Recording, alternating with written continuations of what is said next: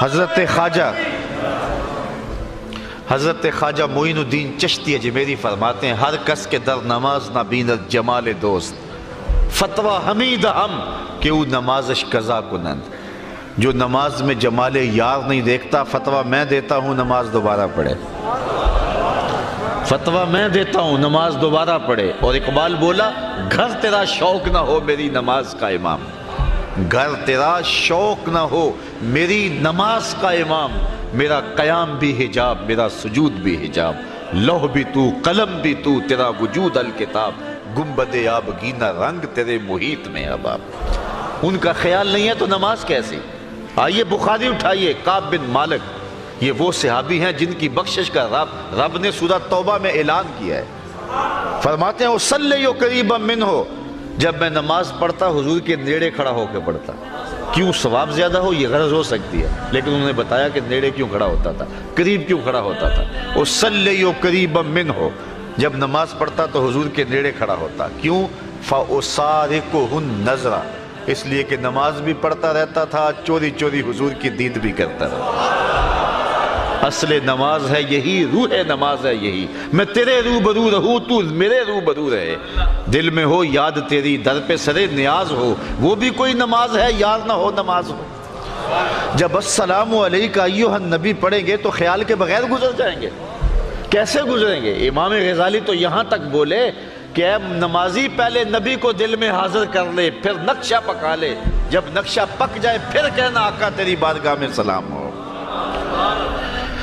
تو حسین ابن علی کبھی حضور کے کندھوں پہ سوار ہیں، کبھی حضور کی پشت پہ سوار ہیں، کبھی حضور علیہ السلام حسین ابن علی کے دونوں پاؤں اپنے پاؤں پہ رکھتے ہیں اور ان کے ہاتھ پکڑ لیتے ہیں اور فرماتے ہیں بیٹے چڑھتے آؤ۔ پھر حسین ابن علی رضی اللہ تعالیٰ عنہ کے پاؤں حضور کی پنڈلیوں پہ، فرمایا اور آگے آؤ۔ پھر ان کے پاؤں حضور علیہ السلام کے زانوؤں پہ آ جاتے ہیں، پھر ان کے پاؤں حضور کے پیٹ پہ آ جاتے ہیں، اور پھر حضور کھینچ کے حضرت حسین کے منہ میں اپنی زبان دے دیتے ہیں۔ اور کبھی یہ منظر بھی رقم ہوا کہ رسول اللہ نے ارشاد فرمایا حسین منی وانا من حسین، حسین مجھ سے ہے اور میں حسین سے ہوں۔ یار نبی رحمت صلی اللہ علیہ وسلم نے حسین ابن علی کے لیے یہ پیار کیا اور یہ محبتیں نچھاور کی۔ اب مولا کائنات سیدنا علی المرتضیٰ کے اس فرزند کو کربلا میں دیکھو کہ اس پیار کا جواب کیسے دیا۔ جب نبی کے دین کا پرچم گرنے لگا تو جس شخص نے سب پوری قوت کے ساتھ کھڑے ہو کر کے نبی کے دین کی گرتی ہوئی قدروں کو پامال ہونے سے بچایا، گھوڑوں کی ٹاپوں سے خود پامال ہو گیا لیکن نبی کے دین کو پامال نہیں ہونے دیا، اسی شخص کا نام حسین ابن علی۔ قرآن کافی ہے، وافی ہے، ہماری ضروریات کا کفیل ہے، لیکن اہل بیت کے دامن کو بھی تھامنے کی تلقین کی گئی۔ تو اس کا جواب یہ ہے کہ قرآن تھیوری ہے، اہل بیت اس کا پریکٹیکل ہے۔ تھیوری دیکھنی ہے تو قرآن کو دیکھ لو، اور پریکٹیکل دیکھنا ہے تو کربلا کے تپتے ہوئے ریگزار میں حسین ابن علی کو دیکھ لو۔ تھوڑے دکھ نہیں آئے تھے، جتنے دکھ امام پاک کو کربلا میں پہنچے، کو ہمالیہ پہ بھی آتے تو اس کا پتا بھی پانی ہو جاتا۔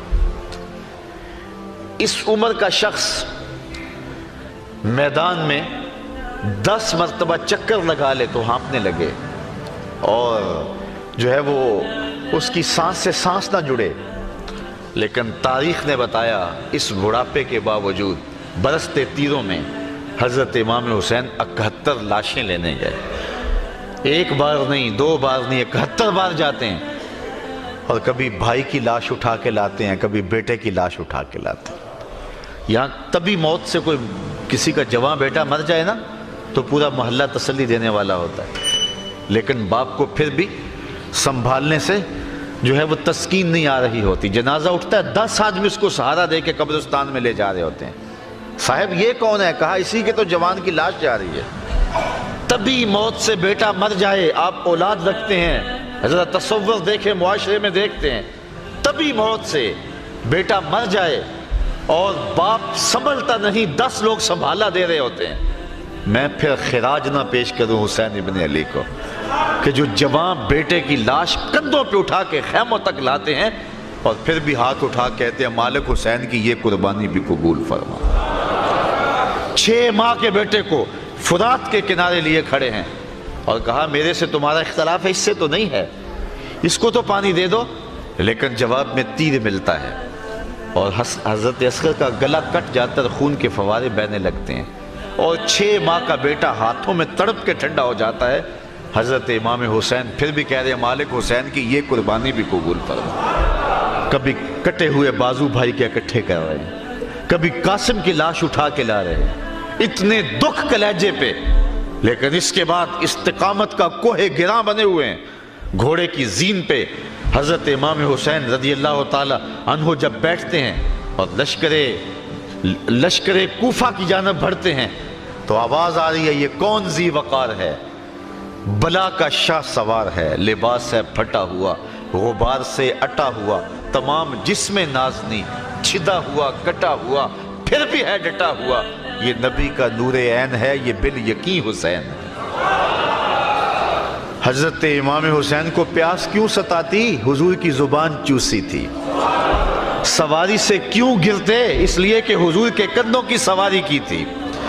حضرت امام حسین نے حضور علیہ السلام کی پشت میں بیٹھے اور انہوں نے سجدے کو طول دیا تھا، آج حسین نے بھی اس کے بدلے میں ایک سجدہ کیا۔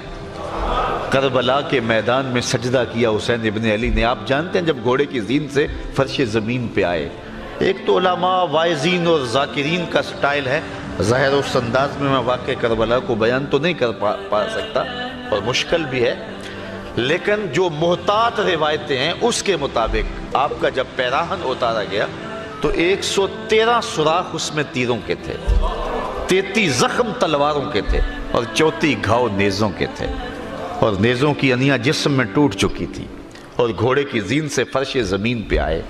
ایک کانٹا بھی بدن پہ چبھا ہو تو ہماری نماز رہ جاتی ہے، اور اتنے تیر بدن میں اور لخت لخت سے خون بہ رہا ہے، 71 لاشیں پڑے ہوئے ہیں اور 22,000 کا لشکر جرار جو ہے وہ ٹوٹ کے آپ پر تیر برسا رہا ہے، لیکن گھوڑے کی زین سے فرش زمین پہ آئے، صابر ایسا کہ نماز کا وقت ہو گیا۔ میں کہتا ہوں حسین جیسا بھی کوئی نمازی ہو سکتا ہے، نماز کا وقت ہو گیا تو سجدے میں سر جھکا دیا اور اللہ کی بارگاہ میں عرض گزار ہوئے، اللہم رضن بقضائک و صبرن علی بلائک تسلیما لامرک سبحان ربی العالی۔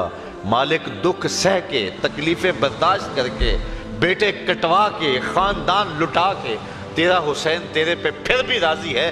تو بھی بتا، تو بھی حسین پہ راضی ہوا ہے یا نہیں ہوا؟ آواز آ رہی ہے اس پیاسے پر محمد مصطفیٰ کو ناز ہے، اس نواسے پر علی شیر خدا کو ناز ہے۔ اوروں نے بھی سجدے کیے پر اس کا عجب انداز ہے، اس نے وہ سجدہ کیا جس پر خدا کو ناز ہے۔ ایسا لمبا سجدہ کسی نے نہیں کیا ہوگا۔ آپ جانتے ہیں کہ دست قاتل نے اس وقت سر انور کاٹا جب سجدے میں جھکا ہوا تھا۔